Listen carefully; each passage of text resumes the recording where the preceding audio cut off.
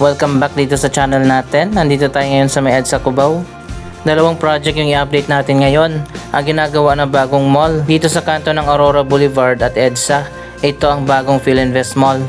Mag-update din tayo sa EDSA Busway Modernization Project.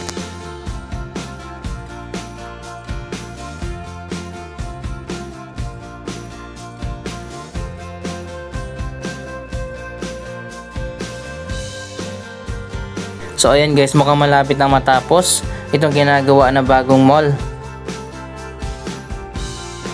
Ito yung isa sa mga entrance ng mall dito mismo sa kanto ng EDSA at Aurora Boulevard.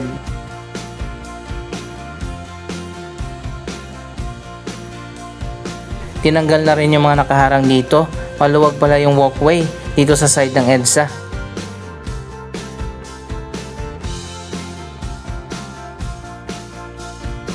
Ito palang bakante na walang glass window, maglalagay pala dyan ng LED billboard.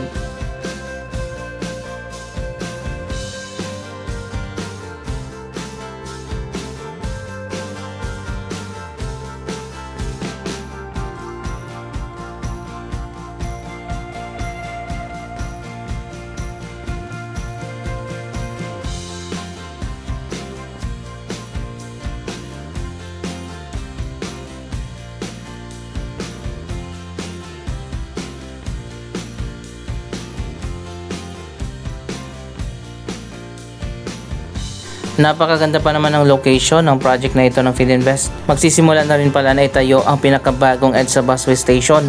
Mamaya pupuntahan natin.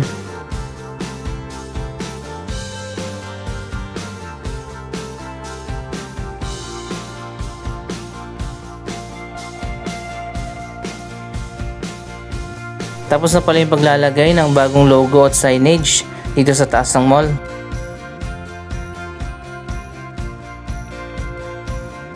Ongoing pa na ginagawa dito sa taas, magkakaroon pa dyan ng isang office tower, isang hotel at isa pang residential condominium.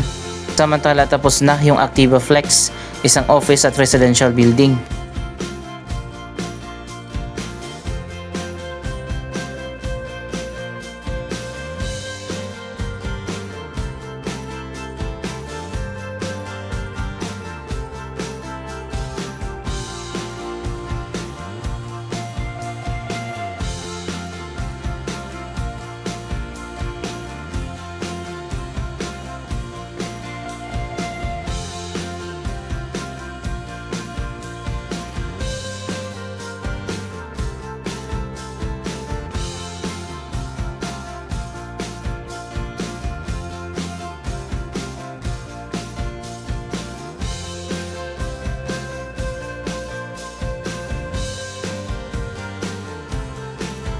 Ito na nga ang pinakabagong mall dito sa may EDSA.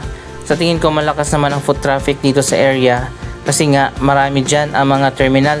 Dito talagang daan ng mga tao na sumasakay dyan sa mga terminal na papunta sa mga probinsya.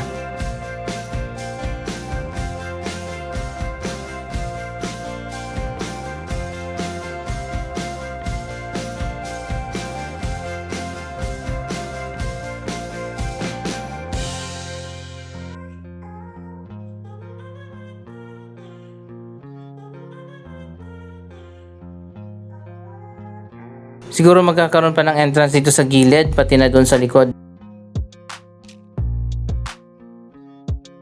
Ganito pala yung magiging design niyan sa loob. Sa ngayon wala pang announcement o timeline kung kailan ang opening nito.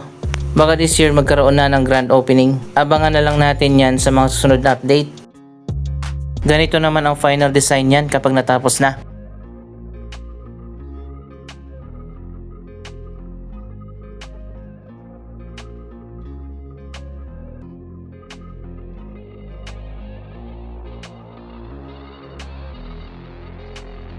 Walking distance lang mula dyan sa mall. Magsisimula na ang pagtatayo sa pinakabagong EDSA Busway Station.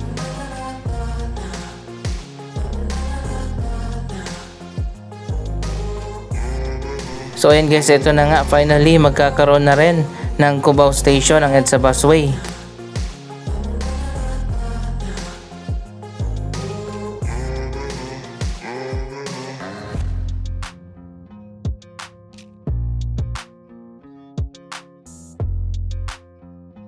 Medyo malapit ito kumpara doon sa Main Avenue Station na napakalayo ang lalakarin papunta dyan sa may Araneta.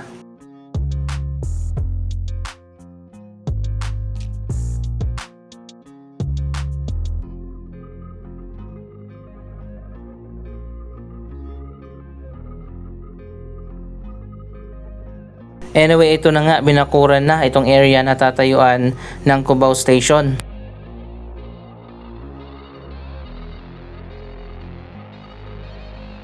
Finally, ito na talaga yung magiging sakayan at babaan ng mga commuters dito sa Cubao.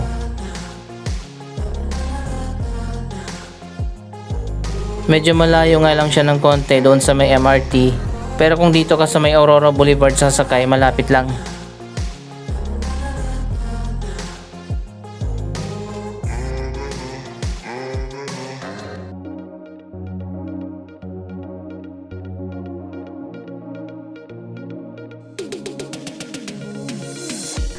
Ang bagong Cubao Station ng EDSA Busway ay bahagi ng tatlong bagong station ay tatayo ngayong taon. Isa dito, isa sa Magallanes at isa naman doon sa labas ng PITX.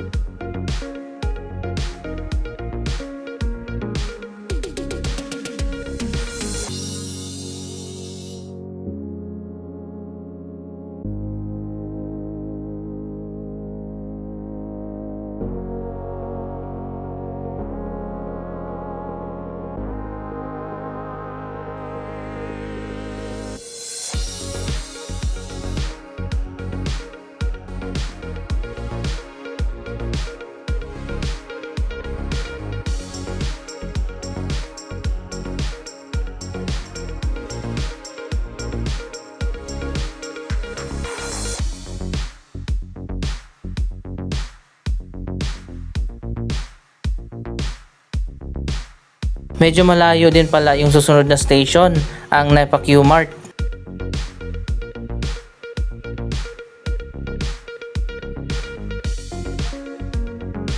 Kung dito ka bababa, napakalayo ng lalakarin mo.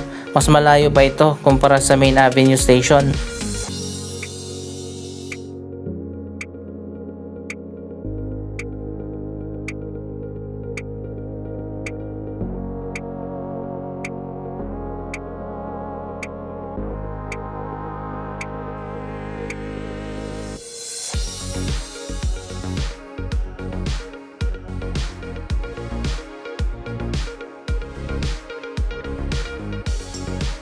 Pero sa ngayon finally, konting tiis na lang magkakaroon na ng Cubao Station.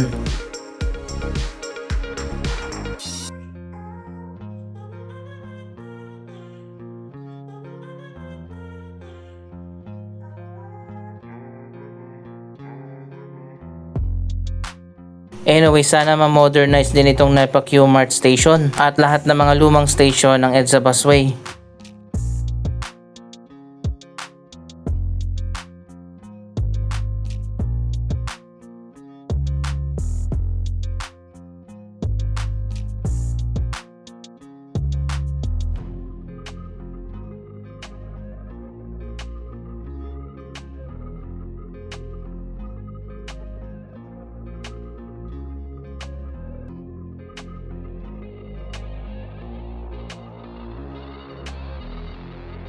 Ito yung sinasabi ko sa inyo na Main Avenue Station. Lagpas na ito ng Araneta City.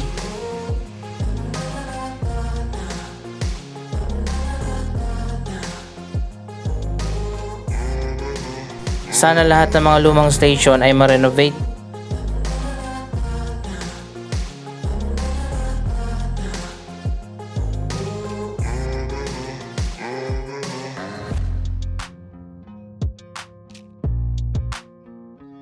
Dito naman sa Ortigas Station, natapos na yung gitna at yung northbound side, mayroon ng elevated walkway.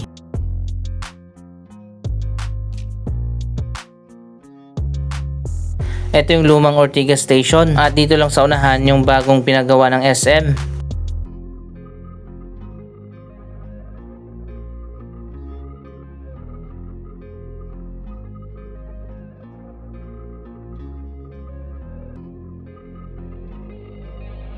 Ayan, makikita nyo naman ang kaibahan, napakaganda.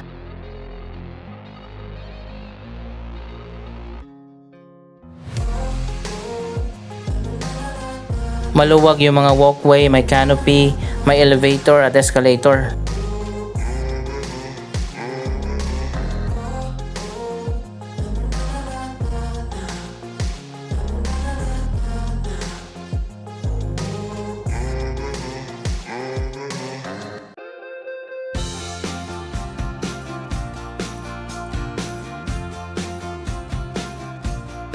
Dalawa lang ang pinagawa ng SM, isa dito sa harap ng SM Mega Mall at isa naman doon sa harap ng SM North.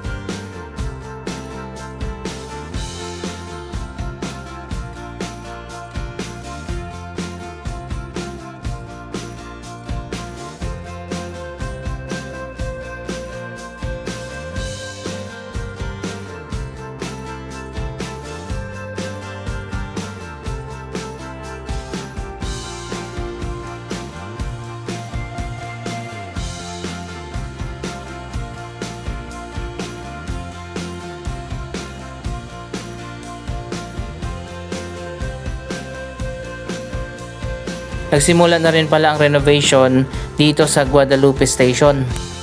Kasama naman ito sa phase 1 ng modernization ng mga lumang station. Ginagawa na ngayon yung Monumento Station, Bagong Barrio Station, North Avenue Station.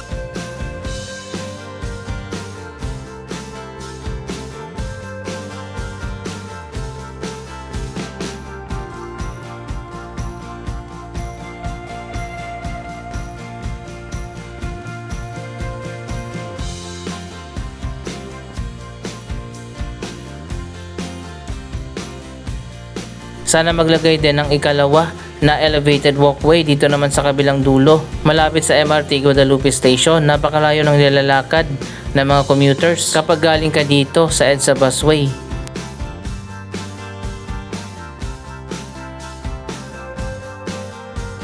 Ang babaan kasi dito, doon na sa kabila, malapit sa Pioneer Street, Mandaluyong.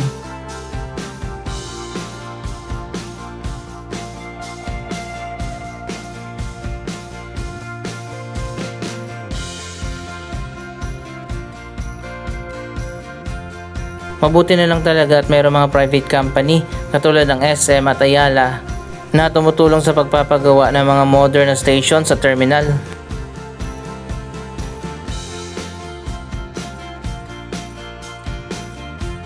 Katulad na lang nitong One Ayala.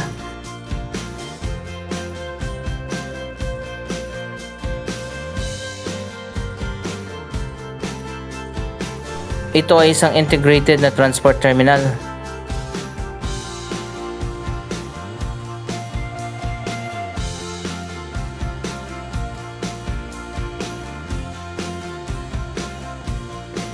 Ang susunod naman na gagawin ay ang Magallanes Station ng EDSA Busway. Dito yan itatayo sa baba lang ng MRT 3 Magallanes Station.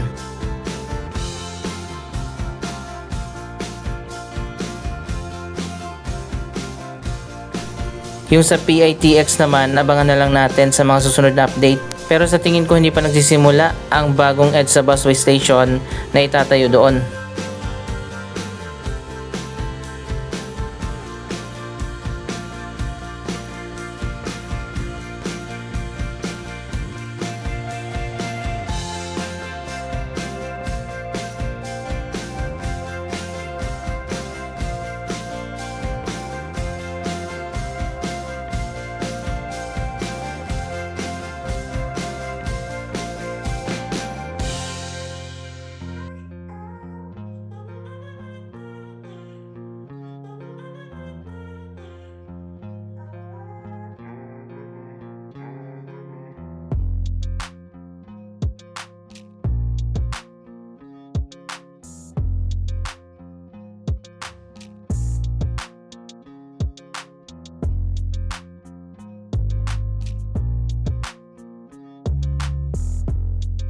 Ayan, nandito na nga tayo sa Mall of Asia. Anong masasabi nyo sa mga proyektong ito? Mag-comment lamang dyan sa baba ng inyong mga reaksyon. Maraming salamat sa inyong panonood. Huwag kalimutan na i-like, i-share ang video ito at mag-subscribe. Thank you for watching!